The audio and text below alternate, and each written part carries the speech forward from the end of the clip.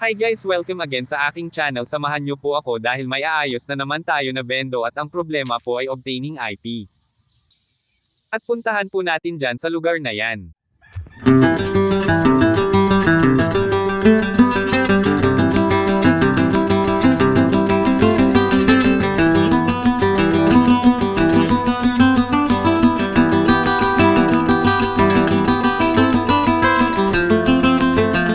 Eto na po guys ang bendo na ating aayusin at kailangan ko muna i-check dahil naka-open na siya ng may-ari.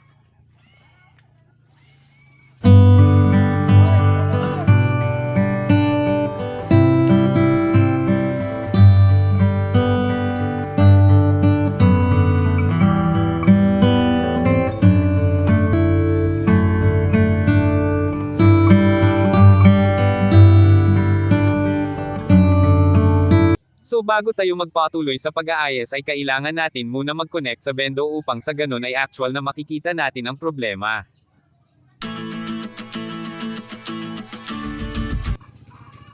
Ayan guys, obtaining IP nga siya ngayon ay babalik tayo sa bendo upang hanapin ang dapat palitan kung mayroon man.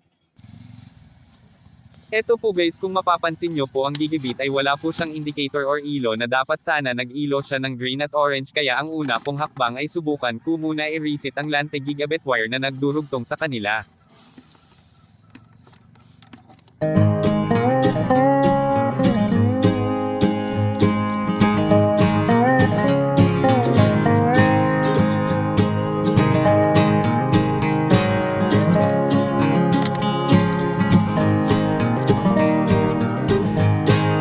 Pagkatapos ko i-reset ay wala pa rin pagbabago, hindi rin umiilaw ang gigabit kaya susunod kong gawin ay papalitan na lang muna ang gigabit upang sa ganun ay makasigurado na talagang may problema ang gigabit.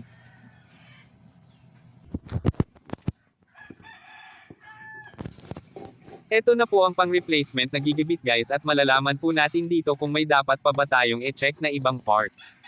Kaya ilalagay ko muna.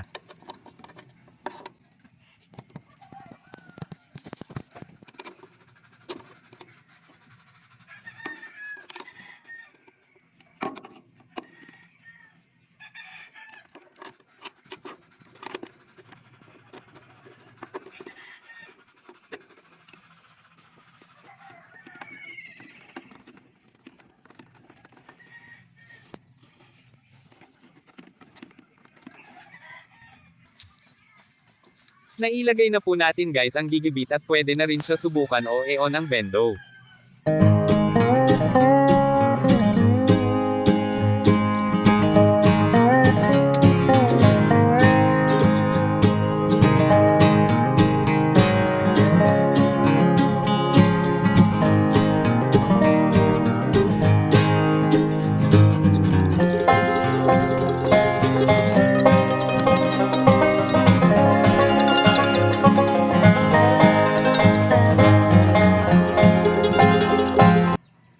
Umiilaw na po siya guys, subukan po natin siya kung makakonect na o makapasok na ba sa portal ng bendo at mahulogan ng coin.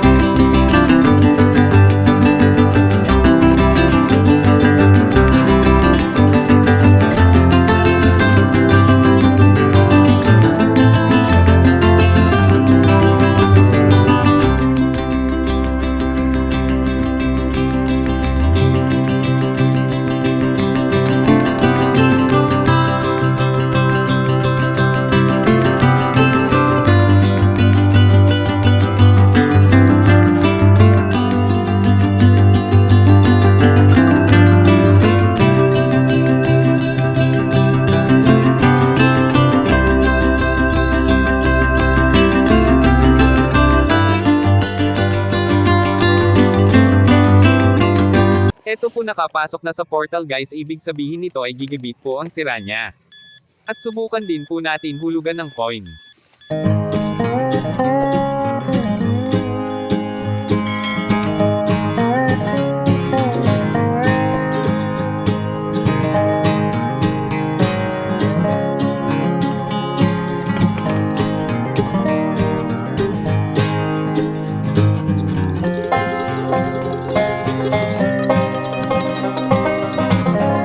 Ayan po siya guys, okay na po, connected na siya o may net na po.